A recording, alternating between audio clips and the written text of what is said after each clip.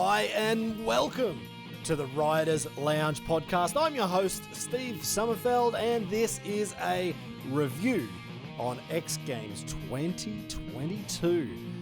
Now, we're a little bit late on this one, and I actually wasn't going to bother because I was so late. I wasn't at home when it was going down. I was trying my hardest to even get on the internet to even watch X Games at the time. And, this is a big point. We're in 2022, and ESPN are still trying to geo-block everybody all around the world on whatever platform. So, of course, I was trying to watch on YouTube. I live in Germany at the moment. We were on the road, and there was no chance that was happening. So, of course, I downloaded the ESPN player, I think it was called. I don't know. I can't remember what it was. Anyway, signed up for it, but that was just crap. Like, the thing just kept dropping out. The telecast kept dropping out the entire time. And I'm just like, in this day and age, are we still geo-blocking? Like, oh man, ESPN would try and geo-block in the metaverse if they could. Like, oh God. Anyway, whatever. So, yeah, I was a little bit late to this, and by the time I finally got home and got rested, I was like, this news is already old. Like, you guys probably aren't going to sit there and listen to it being old news. And then I realized actually a lot of people still haven't even watched it because they also had the same problems trying to find out where to watch it, and if YouTube didn't have it, or if Facebook didn't have it, or they didn't have ESPN on their TV, or whatever the problem was. There's still a lot of people out there who are texting and writing in message boards that they still haven't seen it yet. So I thought, I'm going to give you the 3-week-old wrap-up on what I can try and remember of the event. Let's see if that works out. I don't know if it will. But let's just give it a shot. Before we get into that, though, I do want to say a very huge thank you to Rothaus for their Tannen Zäpfler. The German beers, man, the alcohol-free German beers. I've been smashing them. It's summer over here. They've been going down just like water. And I do want to thank them for joining the Riders Lounge podcast. So jump on Instagram, check them out. Grab yourself a box. You're not going to regret it. And actually another special one for Red Bull Spec eyewear. Actually, a new set of glasses just turned up. Mine were destroyed. They fell off my head at night of the jumps in Cologne. I guess, I don't know, maybe Ronaldo or Leo Feeney ran over them, just completely destroyed them. So I do have a new set just turned up this week. So I'll pop out my lenses, put them in these ones, and off I go. Now, let's get into X Games, and I'm going to start off kind of with the overall feeling, and then we're going to look at each of the events as well as I can remember. And I do have a bad memory, so I'm going to just leave that there. But overall, I've seen a lot of comments. I've had a lot of messages, like I said. A lot of messages that people haven't even watched it yet. But from the people who did watch it, there was a lot coming out of it. But a couple of things I noticed and what I thought was quite cool was now there's 2 of Levi's next-gen ramps put in. So it looks like that's starting to become a little bit more mainstream for the riders to have those bigger jumps. 75 foot, but you just get that little bit extra air time. And when the landings are built for it, it looks so much better to see the guys throwing off of those. Another big positive, actually, that I had from X Games this year was Bilko's commentary. Now, I wish I was there. If I knew the right person to put me in touch to be there, I would love to do the commentary. But having Bilko there is 10 times better anyway because he's so freaking good. If you haven't watched it yet, jump onto YouTube, go to X Games and watch the highlights and just get a feast of Bilko's one-liners. Like, they're just awesome. But the actual competition itself, I wasn't feeling like I was 20 years old again and watching X Games and getting so excited because, X Games have let us down a little bit over the last, 5, 10 years. I don't know. But, every year it's kind of the same thing. You come into the event and it's like, I hope they do better this time. And while that's not a good thing to say, it is a little bit the truth because it is the biggest event and you always expect the best. And so after last year, during the middle of COVID, you can't take anything away from them. ESPN put on X Games. They did it at Slayground, which was awesome. Nobody thought that was going to happen. They opened it up and they did it, and it was cool. There was a lot of things that could have been done better, but in that time and in that space, they made it happen, which was awesome. This year, while I was a little bit excited because I heard there was going to be maybe the free ride course put into Freestyle Motocross, that would have been awesome. Unfortunately, it wasn't. It was the same course pretty much as last year. So that was a bit of a disappointment because, man, I would love to see the guys trying to send it off of those huge dirt doubles that Axel's built there, but didn't happen. But what was good were the riders threw down. So guys like Adelberg, Guillem Navas, JVS, Jacko, and Colby and Axel's battle in quarter pipe, like those things really kept me interested in it. And Adelberg pretty much, actually Adelberg and Jacko's run, we're going to talk about this later. Jacko's freestyle run got me excited. But Adelberg basically replicating Mike Metzger's kind of open the floodgates on backflips back in 2002, where he went backflip to backflip. I think it was 45-foot dirt into 75-foot dirt backflips. Well, Adelberg just tipped that on its head, and he went next-gen front flip into the 110-foot ramp into a front flip. Back-to-back fronties, 20 years apart, and that run kind of made me feel like I was 20 again and watching Metzger throw down. Like there was just something special about that moment that just got me excited for all of X Games this year. So I was lucky the freestyle was at the start. And man, for Adelberg to do that, it was huge. And we'll talk about that a little bit later on. So there's a lot of positives in it. There were a few negatives, of course, and a few of the things that I saw popping up on message boards. And I'm not going to say that I don't disagree with them, but I'm not going to shit all over it. And there shouldn't be too much shitting going on here. But again, the no crowd thing, that is very boring in the sense that that location is built like an indoor stadium, like it's built like a stadium event. And if there was a crowd, that those riders would just feel 10 times better. The atmosphere is just 10 times better. Without the crowd, without the cheering, without the atmosphere, without that excitement, you just lose the oomph that we all kind of expect from it. It was cool that it was at Slayground, and if they opened up the free ride and that there's no real, or it's just a lot harder to stick a crowd in one spot, yeah, fine, go for it. But being the same course would have been cool to have the crowd, and that was a lot of comments on that one. I do agree with it, but again, I'm not going to shit on it too hard. The monster aspect of it, that the only riders getting invited pretty much have that green logo on their helmet. Again, I don't know. This can go both ways.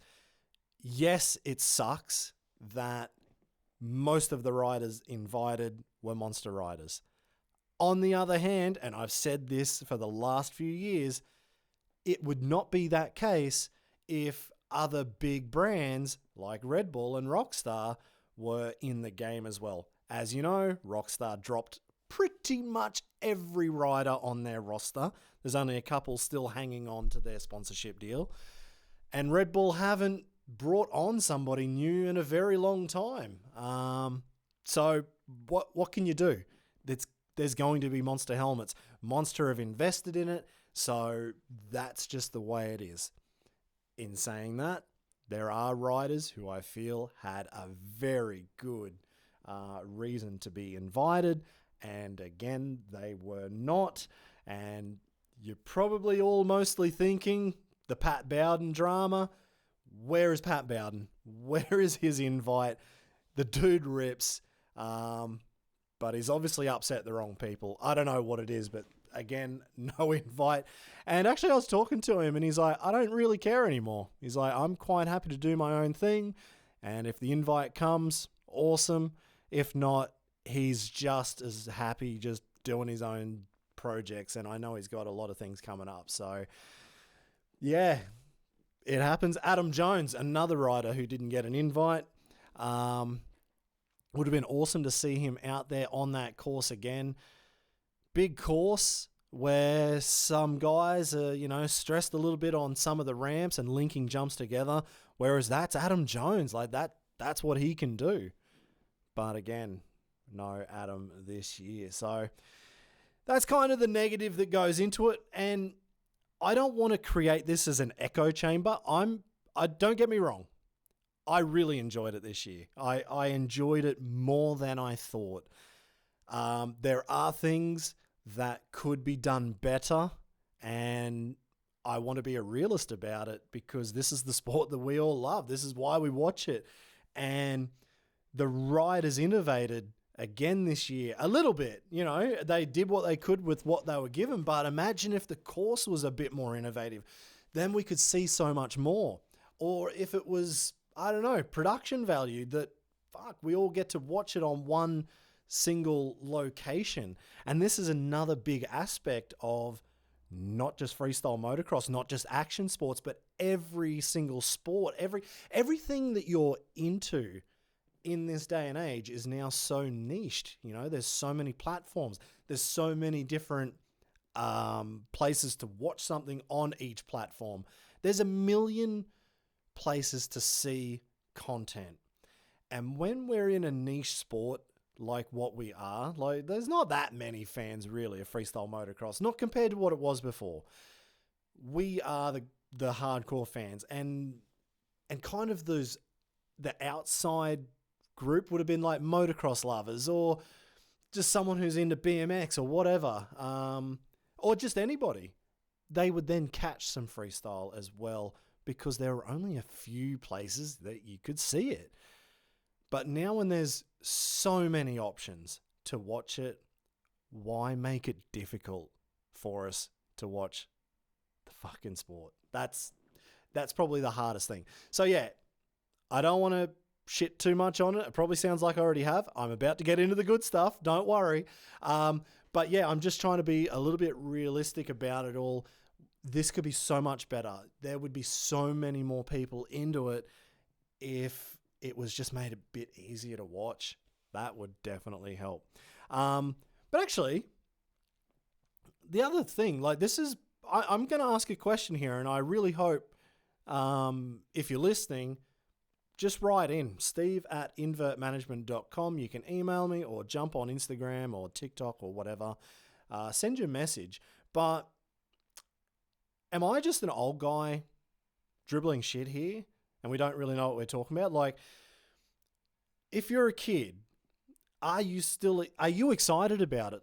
When I was a kid, I was so pumped. This is all I could think about all year, or every comp, X-Fighters, Night of the Jumps, X-Pilots, whatever was going on in the world, I wanted to know about it. Am I just a little bit jaded? If I am, and if you're a kid, let me know. I want to hear more opinions because this is how we make changes to the sport, and with your feedback, that's how it is done. And actually, one other overall point before we get in, one point that Fungi sent through, and we have done a podcast with Fungi in the past, was instead of the same old routine, why not have it a little bit more like skate with 30 minutes? And you can just have multiple runs to take the pressure off the guys. And maybe you'll end up seeing more variation with riders choosing different lines. Maybe Maybe you roll out for your first run and you're just not feeling it. So fine, do 3 jumps, pull off, let the next guy go. And then maybe on your 3rd or 4th attempt, you're like, oh yeah, this is the one, I'm feeling it. And you just send it. That could completely change how everybody feels about it, how the riders feel about it, how the fans interact with it and watch it. So I don't know. Just an idea from Fungi. I've heard it before. After watching it this year, I felt like that could have worked with this, with the production, with the course, with no crowd. Maybe that skate idea actually could have worked quite well for it. Let's see. Anyway, let's get into each of the competitions. There was Freestyle Motocross, Best Trick, Best Whip, Quarter Pipe, and the 110s. We're going to start on the big dog, the Freestyle Motocross competition. That's where it all first started. And I was, like I said, I was pumped. I wasn't overly, I wasn't going to be too surprised, I didn't think, this year, but I did get surprised. And Taka Higashino, I loved watching his run. It was so solid, so smooth. That rock solid backflip over 120 foot or 110 foot, 105. Man, they were throwing out different numbers every time the guys jumped it. The most regular was 110 foot, so I'm going to kind of stick with that one. But yeah, rock solid flip over the 110, and he had that disco can backflip. And if you're a little bit younger and don't know what a disco can is, it's like a one-hand double can. Again, going back to Mike Metzger, he was one of those guys who really threw that one out 20 years ago. But doing that in a backflip, double can out one side and the opposite hand off the handlebars in a backflip, you would be so twisted and tweaked. And he still made it look good. Nice techie trick. I don't know if he got the points from the judges on it, but I was pumped. As soon as I saw that trick, I was like, yeah, Tucker's at least got the highlights reel on that one. Benny Richards, he was back. And if you remember last year, the rookie turned up and unfortunately he had the worst possible start with a couple of crashes. Nothing went well for him in 2021, but in 2022, he came back and showed why he deserved an invite. He had nice tricks. Like, he had a lot of good tricks in his run. He stomped the double backflip as clean as clean. But there were a few small flip tricks in there. I think it was like a no-hand flip and a heel clicker flip. So there was a couple of things I was like, on this stage, you probably would have been hoping for something bigger. He might have made a mistake. It is what it is. But he looked 100 times better than last year and showed exactly why he got that invite. And he is only young. So it's good to see X Games actually bringing in a few youngsters and mixing it up, and it's not just the same names every year. And while I do like seeing the same names every year because they're the best riders, it is also good that there is a way, like there is a chance for young guys to come through. Now, granted, he does have that little green logo, which definitely does help, but riding with Jacko Strong, seeing what I see when I'm watching it on Instagram, I know, and you can see there's a lot of potential in Benny, and I'm sure year after year, that's only going to get better. Another one of the youngsters in there, for his debut in Freestyle Motocross, I was very surprised to see his name, Julien Vanstippen.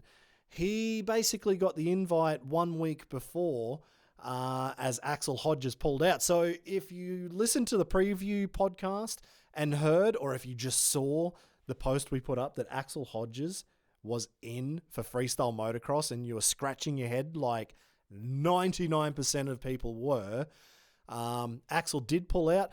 And actually, this is one point. There was a lot of hate about Axel being invited to X Games, that he was taking the place of somebody who might have deserved it more. Again, going back to the names like Pat Bowden or Adam Jones, Michael Malero, for example. Guys, there are so many guys who definitely deserved it if you're talking about Freestyle Motocross specifically. When I heard there was rumors of Freeride going in, I'm like, oh, this could get really interesting. If Axel's in, there's a reason why Axel's in. There's something that we don't know that the head honchos do. And I actually got very excited about that. Even if it wasn't going to be Freeride, I wanted to see what he could do. I wanted to see what can Axel throw down in a freestyle run, and you know it's on his home course. He does all the crazy dumb crap, like the rolling up the timber, just jamming on those front brakes, doing a front flip. If he's going to bounce off of that, 15, 20 foot high wall ride that probably nobody would do. Would they build something a little bit different and stick it in the course? Like, it could have been so cool. So, yeah, there was a lot of hate, and I completely understand the hate. But I was also, on the other hand, a little bit interested. Anyway, Axel pulled out. JVS got the invite. Now, this one I'm not taking anything away from Julien because he had a really solid run, actually. But again, with 1 week before the event, I probably would say there's a few guys I would love to see in that freestyle comp who could have really thrown down. Now, Julien did a damn good job. I'm not taking anything away from him. But yeah, that was just 1 point, and that was, again, where a lot of the hate from a lot of people come from on the monster thing. Yeah, he had that same logo. So, don't shit on him. He did a good job.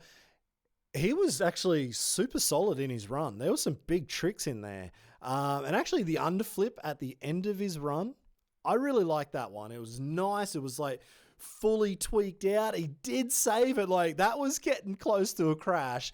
Nearly just headed straight towards one of the 75-foot ramps coming the other way. Like, it was lucky he's got some bike control. And that's the other thing. I don't know if you guys know, but Julien's actually a damn good racer. That's where his bike skills come in. And on the other side of it all, well, let's say there are guys that we all kind of know have big tricks. Julien was one of those guys that I noticed throughout COVID, like that 2 years that a lot of people just sat inside and didn't ride. And I completely understand it. Like, if you're in a country where your hospitals were full and you go and break your leg because you're trying to like learn something new and you don't get in, like there's a million reasons why. Simply motivation just going, just nowhere. If you felt like crap, if you've got no motivation, why are you going to go and throw down? Freestyle motocross is 99% mental. Like, you don't have to be the fittest guy in the world to do this sport. You have to be on it, though. And Julien was one of the guys who I was watching on Instagram every other week. He would be putting up something new. I'm like, oh, he wants it. Like, he's pushing here. So, yep, don't get me wrong. I was really happy with his run. And I know he's been pushing it, and it is good that he got a shot. Like, it's cool that everyone gets a shot, and he did as well as I think he could at that moment, especially with the pressure on him. Now, for the big boys, this was interesting. So Harry Bink, I was looking forward to Harry. I look forward to watching Harry ride every time because he is a loose cannon. You never know what you're going to get from Harry. And the dude's just like a beast. Now, I was talking about guys who don't need to be physically fit.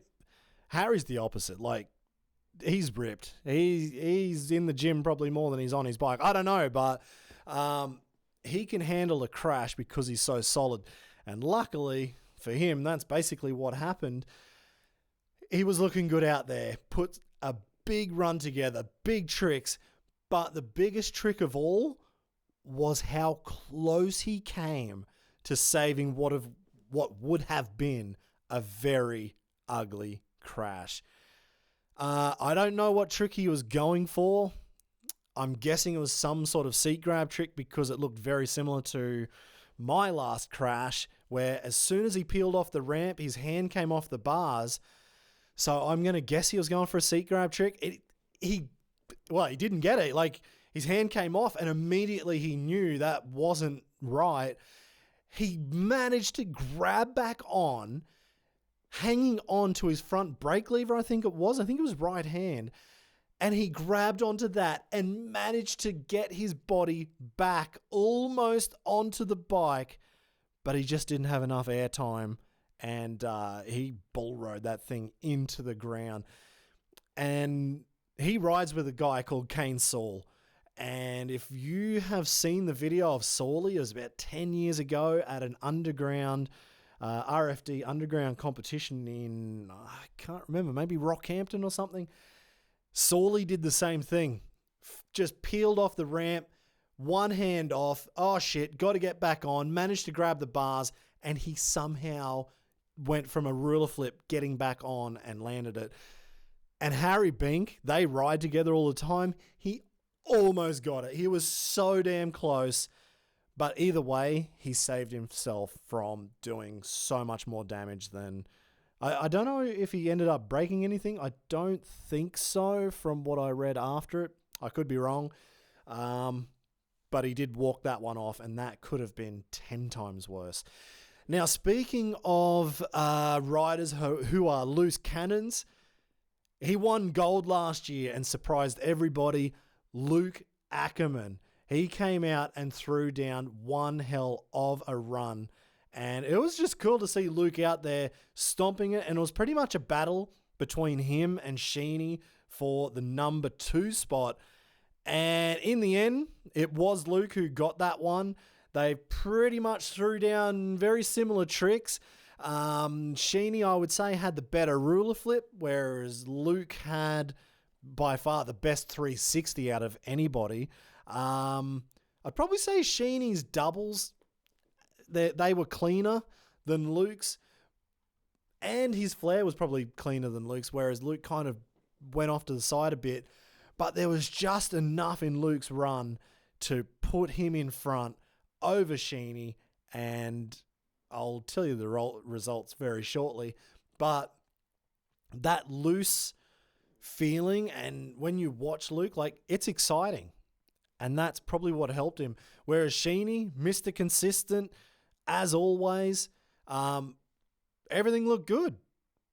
A few little bobbles here and there, nothing out of the ordinary. There was probably that one part where he just didn't know what he was going to do. Maybe he had to, I don't know, turn his steering dampener on or flip his flip levers up or something.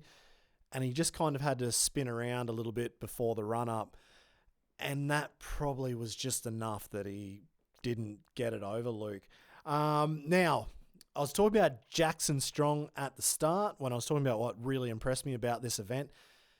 Jacko and Adelberg in this freestyle comp, first comp of the day, and it was early morning. Don't forget that. This was early morning for those guys, and I've probably said it on here a million times, but I hate riding in the morning, and I'm pretty sure most guys do. Whether or not it's these, I don't know, but Jacko put together such a good run. He had he was the first rider to do the front flip off a 110-foot ramp. Nobody had ever done that before, and he just threw it in there, and it was clean. Like, he went a little bit long, but it was clean. Then he had the double backflip. That was clean. All of his tricks, all of the typical stuff that you see from Jacko was clean as a whistle. Straight up cliffhanger into the backflip cliffhanger over the 110 foot. That was looking so good. And then he went for that front flip no-hander, and he just under-rotated, and the bars kind of just, disappeared from his hands. He could not hold on to it. And I think if he didn't crash on that jump, maybe there was 15 seconds left on the clock or 20 seconds left on the clock, and you probably would have seen that one-hand Indy or one-hand heart attack backflip. If you've seen that one on Instagram recently, it's popped up on a fair few accounts. I've probably shared it a million times. there was probably that coming up as well. Like, his run was just full of big tricks, just looking good, just typical Jacko style, and I think he would have won that comp, but that front flip no-hander crashed, unfortunately. 2 years in a row, and Jacko just didn't get the results he was after. But Rob Adelberg, this was the moment that created history, but also reminded me why I loved watching X Games. No two ways about it. This was a fucking cool run. It was clean. It was everything you expect from Adelberg as well. So with creating history, what am I talking about? Well, it was Mike Metzger 20 years ago. We've already spoken about it. 20 years ago, he went backflip to backflip. And at that point, nobody had done it, I don't even think, over 75 foot. And he did it on dirt. Adelberg basically did the same thing. A front flip has been done off of the next gen ramp. I think it was Tom Paget's X Games Sydney, if I'm not mistaken. So it had been done before on the next gen ramp. But what had not been done before was linking it up 2 ramps in a row or 2 jumps in a row, whatever. And so Adelberg just rolled in at the end of his run. Everything was looking so good.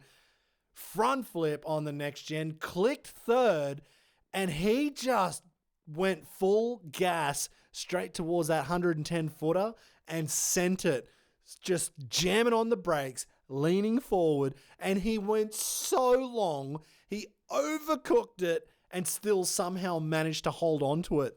And it was just that footage of Metzger 20 years ago going backflip to backflip, and then Adelberg now going frontie to frontie, and how long it took for that to happen, which is cool. And it was awesome that Adelberg made it happen. I was just pumped on it. And one thing that I did realize after all of that was done, he did a front flip. Can't remember if maybe it was a no-handed front flip. Maybe, I don't know. Maybe there was no combo on it. I'm not sure. Gonna have to go back and watch it again. That was on a regular 75-foot ramp. So in one run, Adelberg did 3 front flips off 3 completely different ramps. And that there alone tells you more than you probably need to know as to why he won. And why he won by a long way. And it should have been a bigger gap, I think. Because if you've ever done a backflip and to then go and do it off of a different ramp, and then to go and do it off of a completely different ramp, like just different shape and whatever, that's hard. And not many guys in the world have done a frontie off of 2 different ramps. And I'm talking about regular ramp here. No cheater ramp, no rocker mechanism, regular old ramp, and Adelberg did it on 3.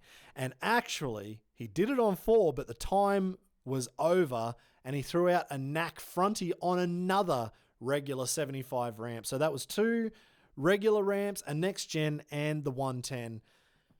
So, man, that's what got me excited, as you can tell by listening to it. So the overall results, Adelberg, of course, he won it with 93.33.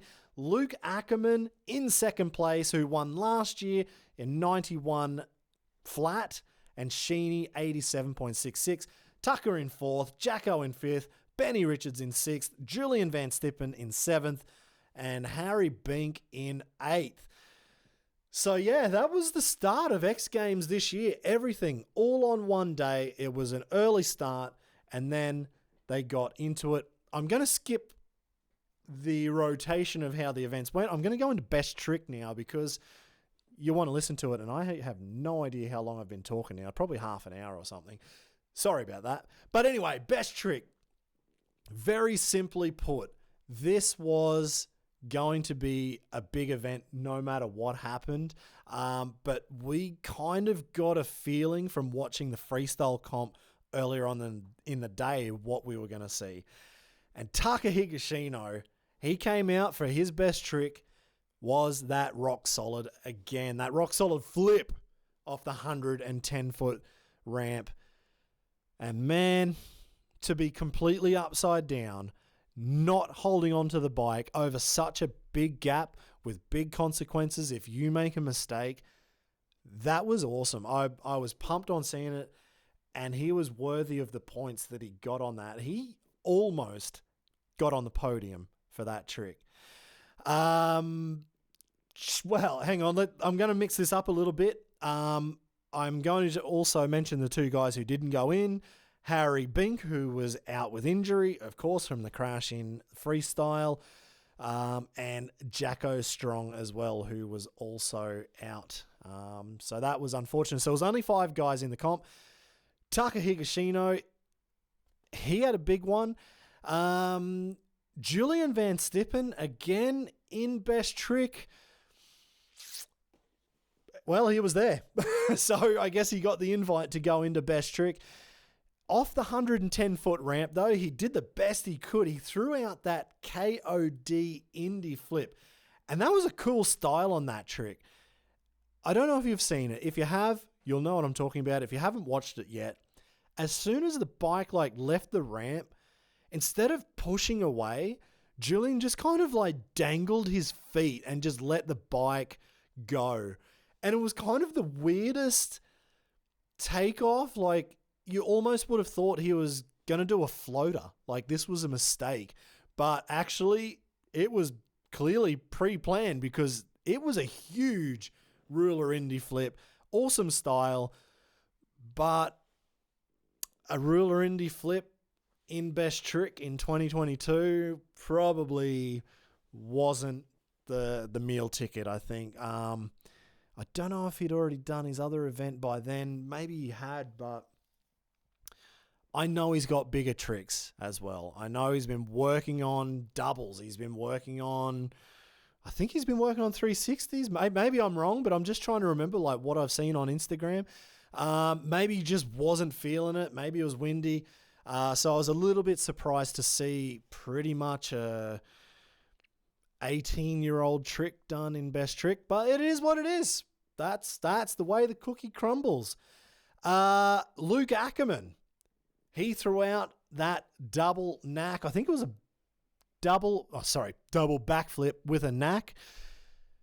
Not the biggest one in the world, but still not too bad. I think if Harry Bink was in that competition, we would have seen the one-handed knack. So that would have probably pushed Luke out of podium contention. But yeah, I mean, double backy with a knack. That is huge. Sheeny, he went one a little bit bigger. The Donnybrook Destroyer, he went with the no-handed double backflip. He held it just that little bit longer, and he made it look clean. But we're still talking double backies here. And then, of course, it was all about Rob Adelberg with that brand new 110-foot front flip. And he threw in a no-footer to boot as he was coming into land. It was a late no-footer, but I don't think there's going to be any other time to do a no-footer on that trick. So 110 foot, it's a long jump, it's third gear. You're not getting pop going up, and you've got to somehow stop that rotation and manage to get a frontie. The no-footer was clean. It looked good, much better than in his freestyle run, and that was, again, a clear victory for Adelberg. So he got 2 more gold medals. So that was 94.33 to Adelberg, 89 to Sheeny, 84.66 to Luke, and 85.33 to Tucker. So that was pretty close between that rock-solid flip of Tucker and the double knack from Ackerman, and Julien Vanstippen, 83.66 in 5th place. And actually, I think, if I remember correctly, when I was watching, when I could watch it and it didn't drop out, I think Adelberg, with that second gold medal, has now tied with Jared McNeil with 15 medals at X Games. And that is huge. So huge congrats to Adelberg on a big weekend that it was there. So now we get into best whip. And I'm not sure I'm not sure if there's like room to move on changing this just a little bit for this discipline. If you listen to the preview episode, I was talking with Edgar Torrenteras, who has been invited to Best Whip for probably like 15 years until he lost that Monster Energy helmet, and he hasn't had an invite since. Anyway, that's just a little bit of off-topic drama. But one thing we were talking about in Best Whip, because Edgar's like, well, you know, there's turn downs, there's turn ups, and there's whips. Why is there not a competition for each of them? Because they're all so different. And one thing I was thinking of, as Edgar said it, I was like, well, why not have Best Whip that's like you get marked on all of them? Because the style of that event at Axel's house, at Slayground, they were on, well, they could jump whatever ramp they wanted to, but basically everybody was just doing the double-double line. With the next gen first into 2 options of 75 foots left or right and the 110 footer in the middle. And with that, like, there was enough riding going on that we saw from pretty much every rider their turn down, their turn up, and their regular racer whip, whatever you want to call it. And before we get into how everybody went, why not just have it as those 3? Like, let's judge everybody on that. Like, how good was, like, it to, let's say, to win. Now, I'm kind of thinking here on the spot a little bit, but to win the event, you've got to have the best points out of all 3. Like, you might have the best turn down and you might have the best turn up, but you've got a kind of a weak racer whip. But with 2 firsts and a 4th, it's still enough points for you to win Best Whip or something like that. I don't know. Like, it seemed too difficult to hand out a Best Whip. Well, sorry. I'm in 2022, there was a clear winner, but in years past, there never has been really a clear winner. And I'm going to get to that in a second in these results. There was a clear winner on Best Whip this time, but that's because he surprised the absolute crap out of everybody. And that was cool. So that's my thought before we get into it. Now, Wanky, again, I think Wanky has won it before in Best Whip, but I know he's got a lot of silvers and he's got a lot of bronzes. Oh, man, my memory's bad if he's won or not. But he threw down again. Huge turn downs, huge whips. He was looking good. Sheeny, Mr. Consistent, again, always looking good. His regular whips always look so stylish. His turn downs, not as big as some of the guys out there, but definitely, you know, there's nothing wrong with those turn downs. Tom Parsons, he's won before. He's looking to get on the podium again. The old guy's out there doing it for the vets, and he's upside down like Ronnie Renner, just like every time. So Parsons was looking good. Christian Dresser, first time he was at X Games, and he made the most of it. Big whips, big turn downs, looking good. Corey Creed also, who actually wiped himself out in Best Whip training last year and didn't actually get to compete at all. He was looking good in Best Whip again this year, but you could see he's probably a little bit more tentative this time, a little bit more reserved, didn't want to wipe himself out, but he looked good. Jared McNeil, again, huge whips. He's got so many gold medals in Best Whip. Now, I don't know if I'm thinking wrong or, I mean, Best Whip is very subjective. Everybody has a different opinion on Best Whip. But I was surprised that Jared did not get on the podium at least. Some of those whips, again, were just upside down, back to front, inside out. Everything you want to see and everything you know Jared can do. But 2 years in a row, he hasn't impressed the judges. Like, I'm not sure what's going on there. Like, maybe I'm wrong. Maybe I'm just seeing it from a different position. And remember, we're watching it on TV or YouTube or whatever. And we've got replays going over and over and over. The judges don't. and they sit in one position. So maybe it just didn't work out for him. But I thought Jared's whips were good enough for a podium. And until pretty much the last kind of run, I would have had Jared possibly winning this event. No, I don't know. It'd be close. It'd be between him and Axel Hodges.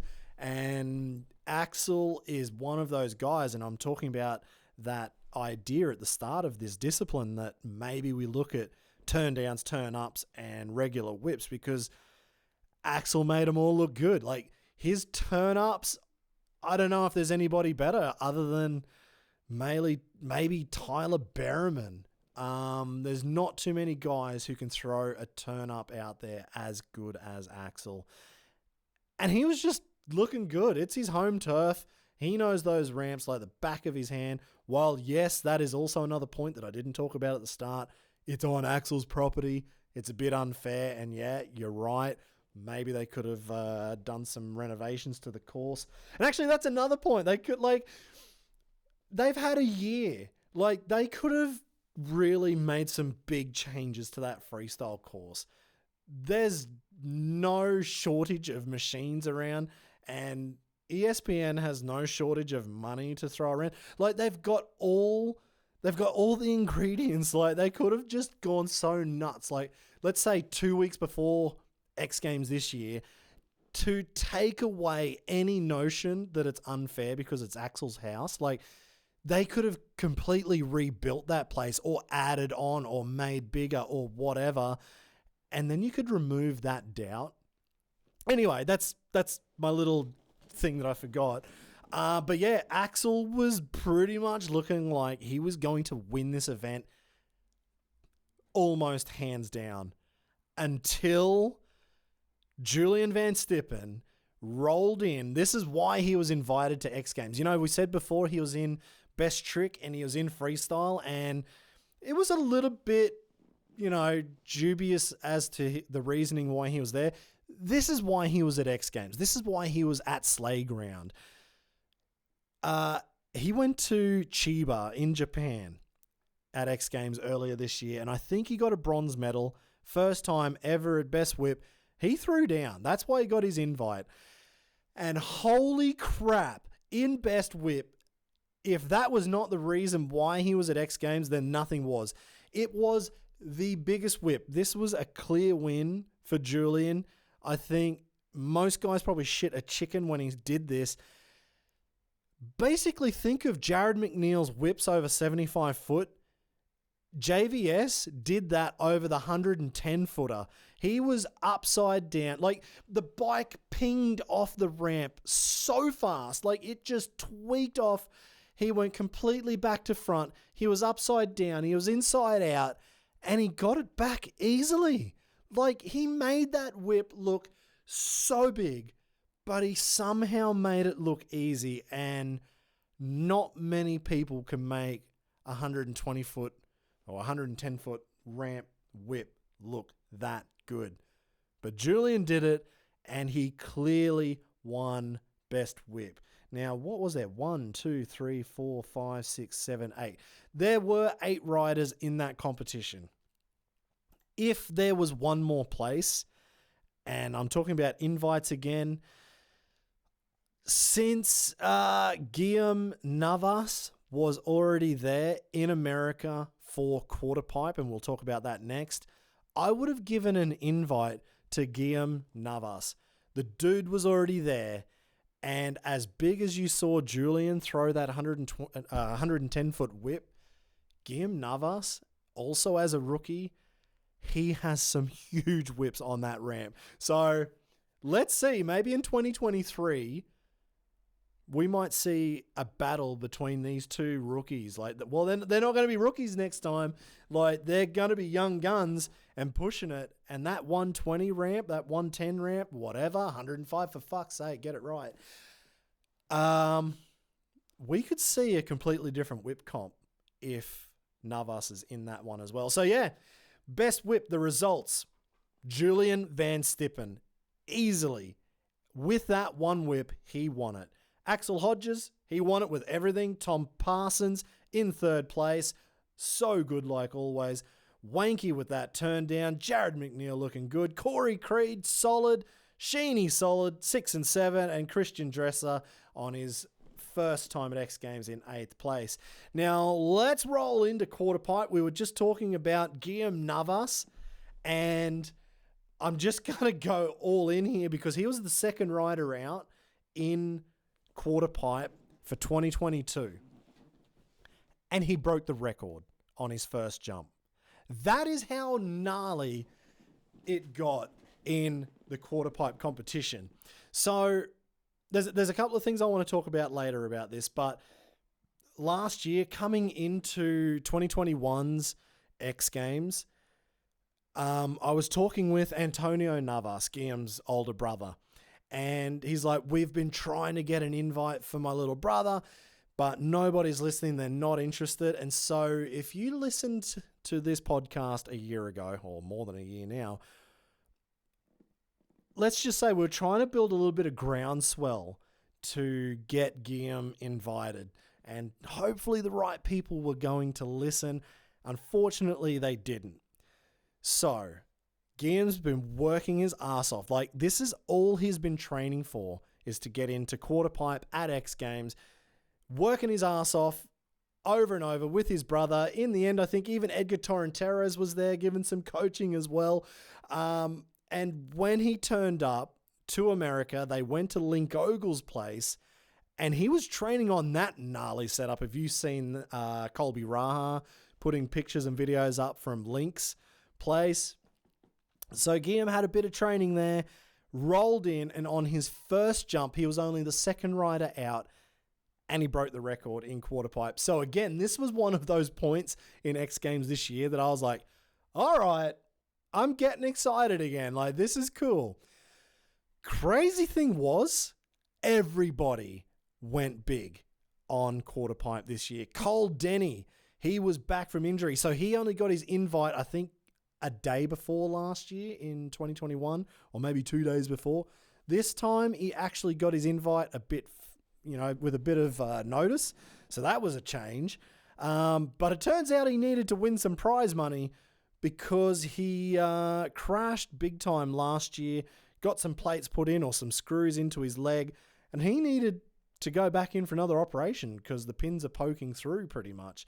So Cole Denny, he threw down hard. He was looking good. Jared McNeil, he was in there again, looking good. And the crazy thing is that somebody with so much skill, I'm going to jump the gun a bit here, but Jared ended up in 6th place out of 6 riders. That's how good everybody here is. Like, this was one tough competition. So Jared was looking really good. He got some good heights, I think 38 feet or 34, 36 feet. I can't remember what it was. Like, that's huge. But then we had Corey Creed come back. Like I said, he wiped himself out last year in best whip training. He came back for this year. Quarter pipe, that's his game. He's won Nitro. He's won X Games. And he got a little bit left behind here. But it's not because he didn't try. And actually, if you have not seen it, one of his jumps, he went so high, but he was so close to pretty much landing straight back on the ramp he came from. He just went straight up and straight down. He was within 1 meter of those huge retaining blocks that they have there at Slayground that holds that whole landing up, that they can squeeze the quarter pipe in the middle of that jump. He was 1 meter away from, man, I would almost say pretty much certain death. Like, if you came down from 40 feet up, and that's 40 feet apparently measured from the top of the ramp. So add another 18 feet to that as well from the ground. Like, if he landed on those retaining blocks, fucking hell, like that's game over right there. Like, this is so gnarly. But the real battle, this was between, again, Axel Hodges on his home turf and Colby Raha. And Axel led this competition pretty much from start to finish. He was looking so good and so in control. Oh, actually, quickly, before I forget, speaking of control, I want to go back and say something about Guillem Navas. Talking about control, that dude showed probably more control than anybody. Like, as he takes off, you could see him just like clutching it, braking it, clutching it, gassing it. Like, Guillem just looks like he's at home on this thing. Axel also looked just as good. Like, he was just smooth as butter. He was going higher every single round. Everybody was chasing him. Everybody stepped it up pretty much on every round. I think there was 6 jumps by the time the clock was done from every rider. And coming into that final jump, Axel was on 48 feet. About, I think, 6 feet higher than the record had ever been set before, and everybody pushed. And man, it was looking like it was an Axel win. And on the last jump from Colby Raha, the script was written for him perfectly.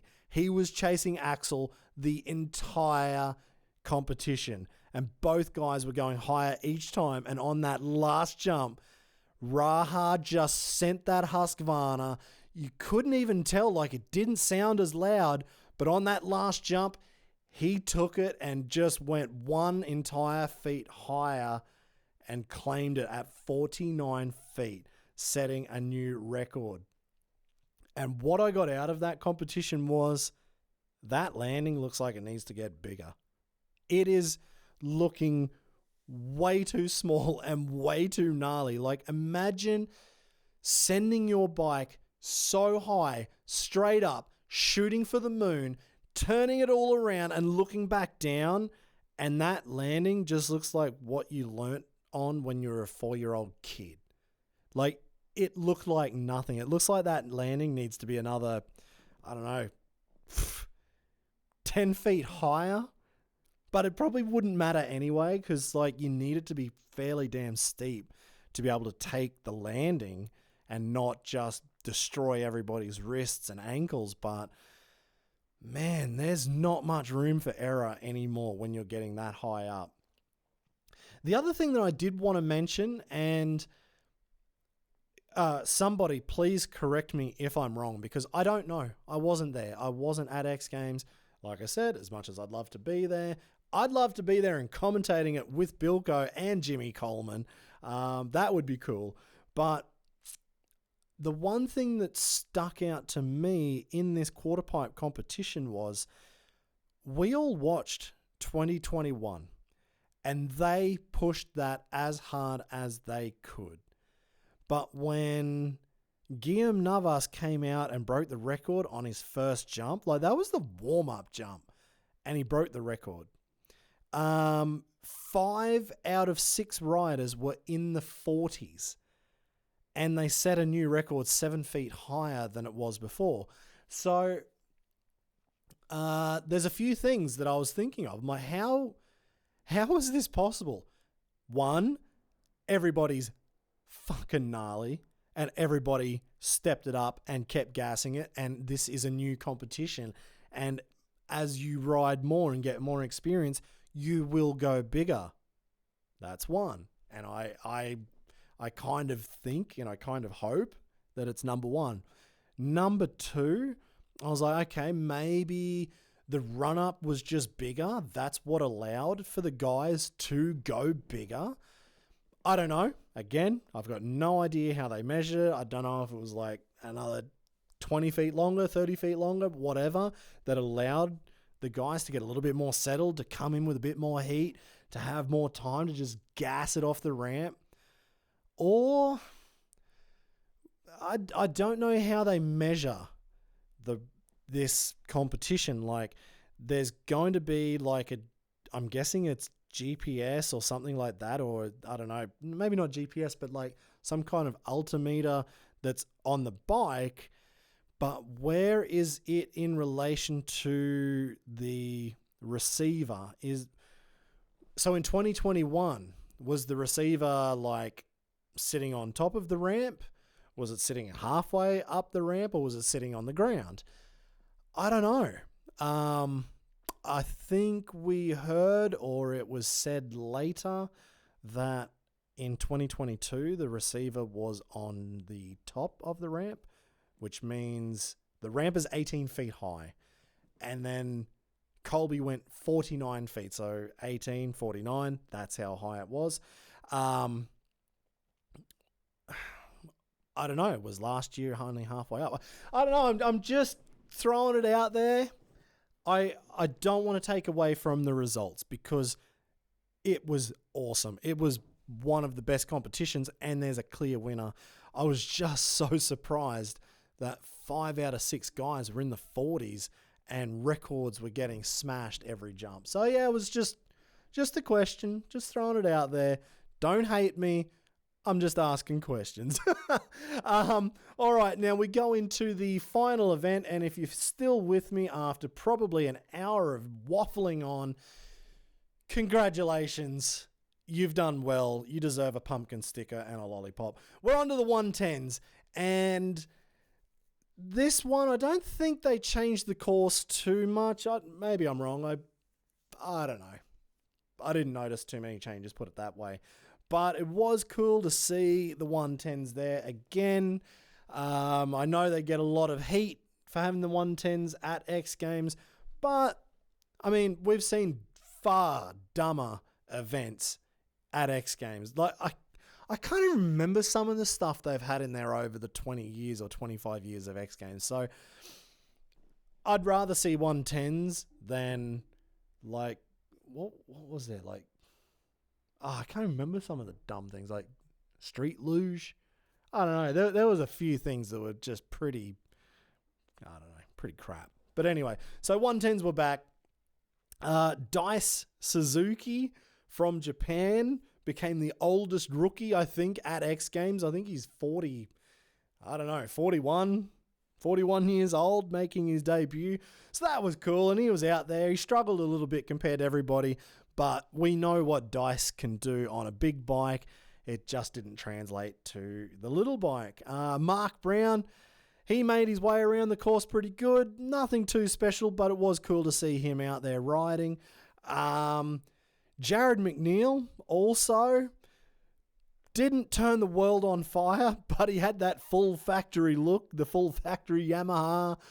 It looked like he was just coming from a supercross race. Just he shrunk it only a little bit compared to most guys. But he was full racing it though, like full speedway racing berms and everything.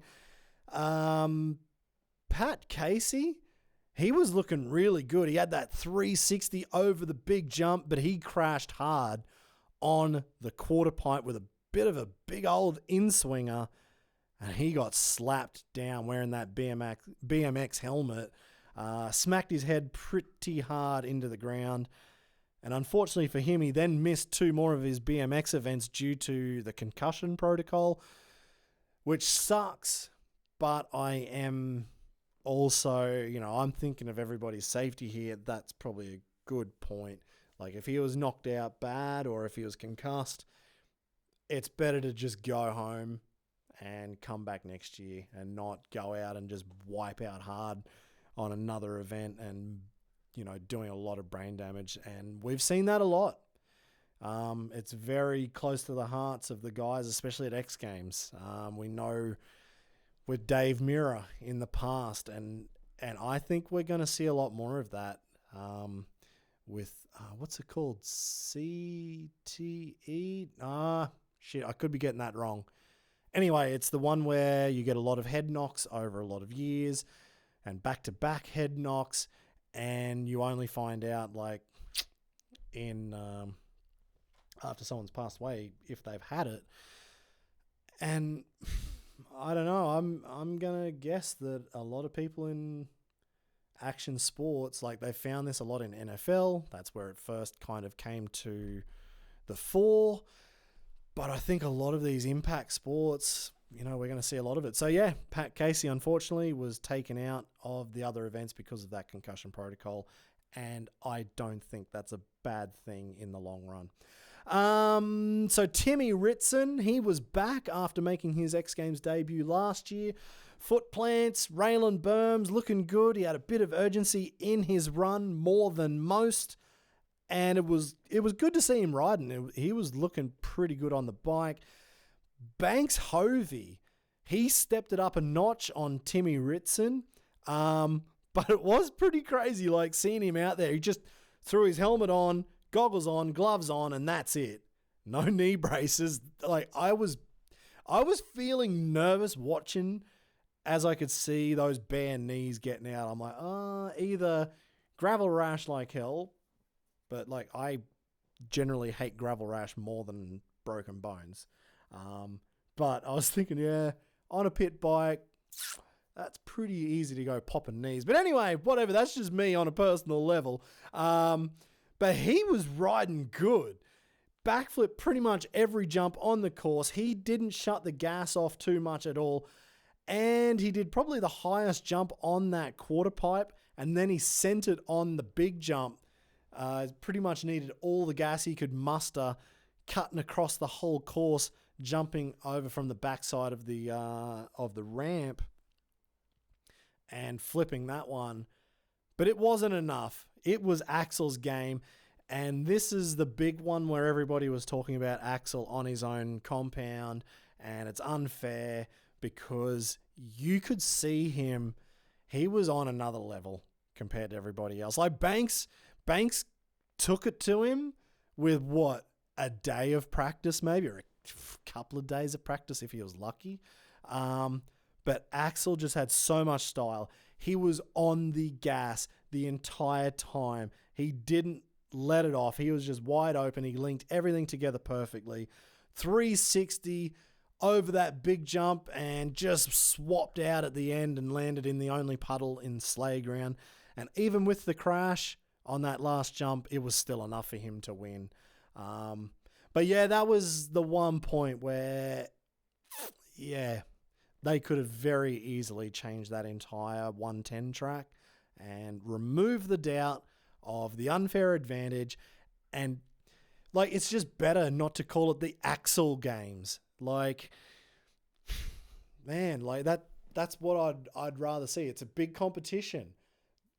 I know, I mean, it's not Olympics. We're not talking about super strict rules here, but if you want to run a comp and not have like the haters at the end of it, remove all doubt.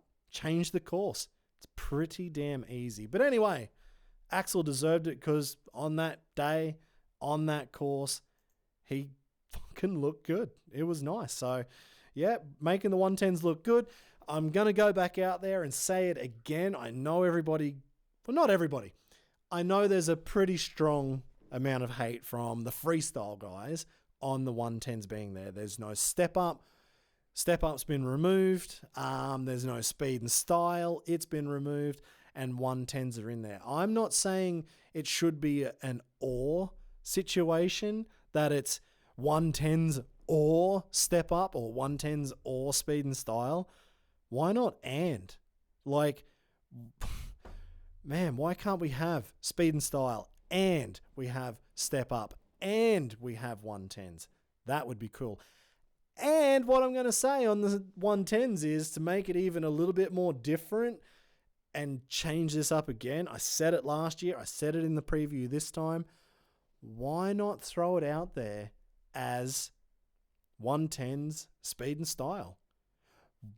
I don't know. Maybe 110s is a full-on race between six guys. Nah, that's probably getting a bit too much, a bit too crazy, and you're going to end up with guys really crashing hard. But how cool would it be if those jumps, like if the entire course was just a fraction wider, that it could handle two riders at the same time, or if there's inside and outside lines a little bit? I think that would be so cool to see the guys like side by side trying to flip the jumps. Man, imagine seeing the guys coming into that big, the rail going over the overpass. I don't know what you call it. Who's going to get onto that first? Because there's only enough room on that thing for one person, and that's a game changer. Probably you'd want to have some kind of safety mechanism. maybe call big airbag or something, like put an airbag underneath it if you miss making it on and you fly off to the side, like, and you're not falling 15 feet to broken ankles, and yeah, you take an airbag or something. That would be kind of cool. So again, I'm going to throw it out there to X Games for next year. Why not go speed and style on the 110s? The other thing was, after we did the preview podcast episode it's probably a month and a half ago now, there were a lot of names thrown into the 110s from you guys, from the listeners. There were names I've never heard of because I don't follow 110s personally. But there's apparently a whole bunch of guys who are so much better and do this day in and day out. Maybe I need to go back and find those names, put them out there, and let's see if we can develop some kind of groundswell for riders to get their invite for next year. And that's always the same question. Year in, year out, how do you get your invite to X Games?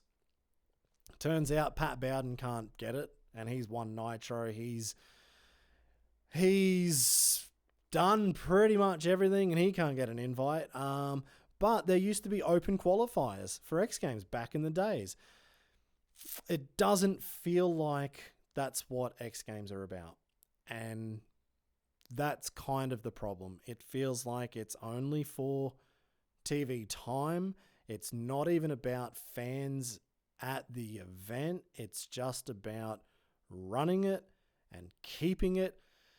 And unfortunately, I could be wrong here. Don't take these words as absolute 100% fact. This is just an opinion, and I have a bad memory. But if I remember correctly, I saw a news article probably a few months ago, probably longer, that X Games was for sale. So I guess ESPN/Disney, who own ESPN, I guess they're trying to sell X Games. And it was an exorbitant amount of money. Whether they are just running it at the moment to keep eyeballs on and keep that sale going through, it just feels like it's done for TV. That is the one focus and the only focus.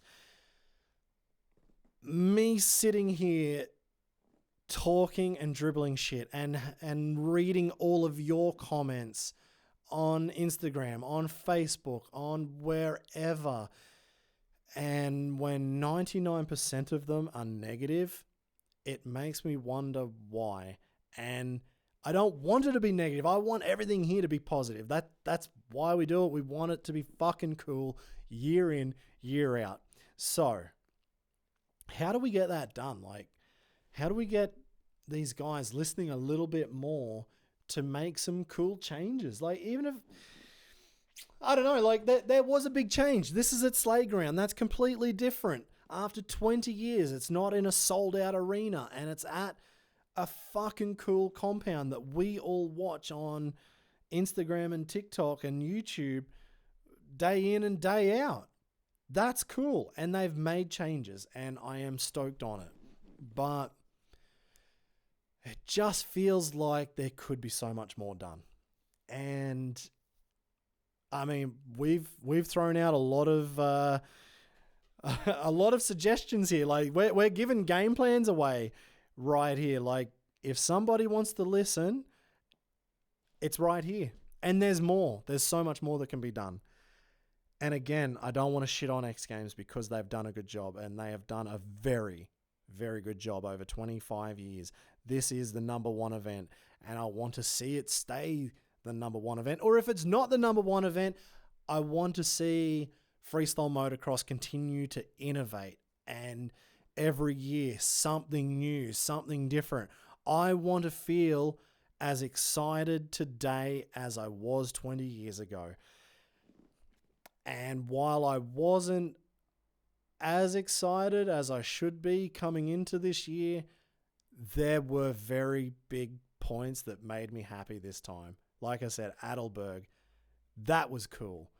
Jacko, if he didn't crash, that would have been actually crazy to see. If Jacko didn't crash his freestyle motocross run and Adelberg had stomped the one that we saw, who would win? Like, the one thing that I have noticed, and this is probably another point, like, there's so much that goes into X Games, but judging is a huge point of X Games, and that's a very dark art that I don't think anybody really understands, because it's three guys and it's three opinions, and it's going to change year in and year out, and what they're looking for may change year in and year out as well. But Adelberg with that Mike Metzger 20-year thing versus Jacko's run that was just full of everything, that would have been tough. Like, that's your ratings bonanza. I mean, Adelberg did it single-handedly.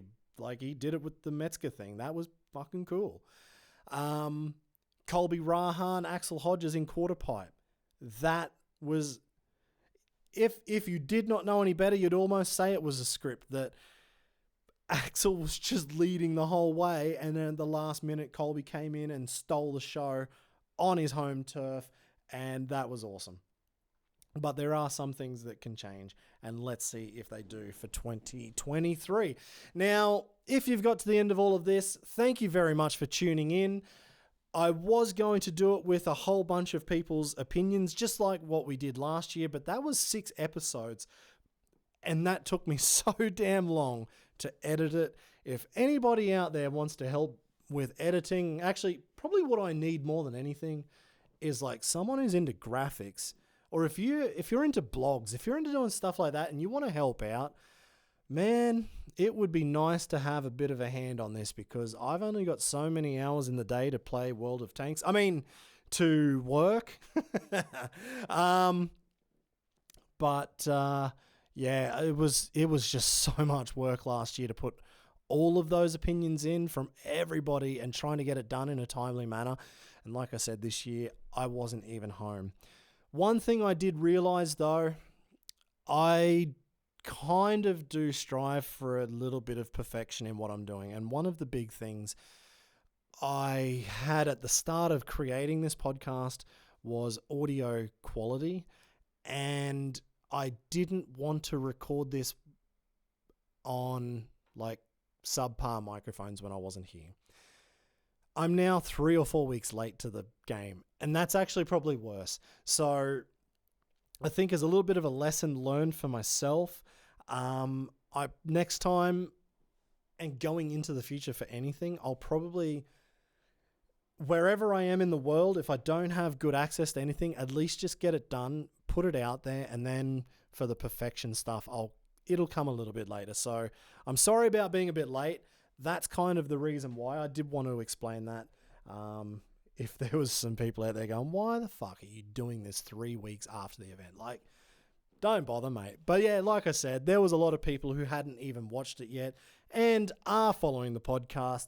So I thought, for those handful of people, I don't know, maybe there's more, I figured, what the hell, I will do this one anyway.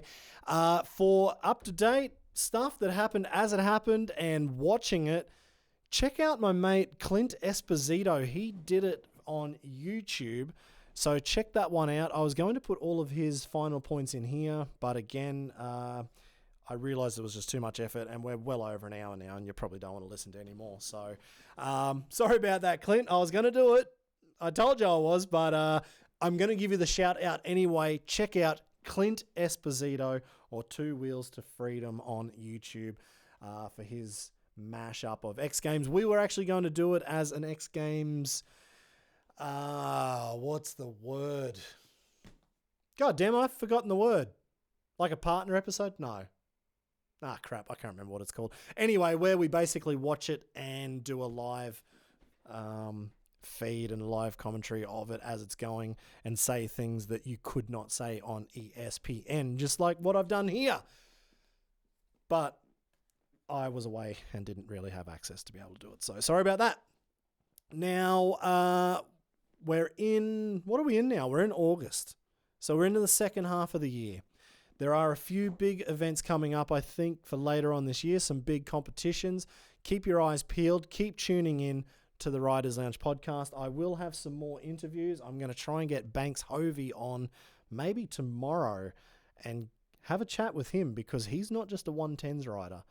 He's surprising me with what he's throwing out there on the big bike as well. So I'm going to try and grab him tomorrow. I'm going to grab a few more guys as well and get this underway with a hell of a lot more interviews. There's just been too many comps to kind of wrap up recently. So yeah, there you go. What did you think of X Games this year? Let me know. Steve@invertmanagement.com. I have dribbled a lot of shit myself, but please give me your opinion. Whether it's positive or negative, let me know. Steve@invertmanagement.com, or jump on Instagram, TikTok, YouTube, the website, Facebook. People still use Facebook. I don't know, everywhere else we are on social media. Let me know what you thought of X Games this year and what you thought of kind of the overall vibe of it and how things could change as well for the future. I'd love to hear it. I want to say a huge thank you again to Rothaus, Tan and Zepfler for keeping me hydrated.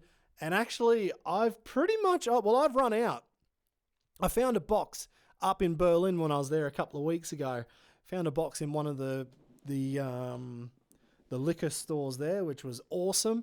It is a little bit difficult to find all around the world. In Germany, it's reasonably easy to find, but it's not like the big brands. It's kind of a little bit underground. So keep your eye out all around the world. They are all around the world, and grab yourself a box of Tan and Zepfler alcohol-free beers. And again, a huge thanks to Spect Eyewear for sending those new glasses up. Finally got them. I can finally see again. I'm an old man. I think I'm going to have to run out and get some contact lenses or something so I can just wear the normal sunglasses. But anyway, got the old prescriptions now. Holy crap, I can tell you that sucks. And hopefully I'm going to start riding motos again soon. It's about 5 months after my crash. No, it's crash. Come on. After my operation, my new hip. So I'm about to start riding again. And one thing that I did not realize was, am I going to have to ride with glasses under my goggles? I'm like, can you get prescription goggle lenses? I don't know. And I was like, crap. Now I think I have to go get contact lenses. So there you go. Thank you very much, guys, for tuning in. This was wishy-washy, blaring all over the place. Like I said, I'm trying to remember what happened 3 weeks ago. I hope you enjoyed it, and we will see you again on the Riders Lounge podcast. Catch you later.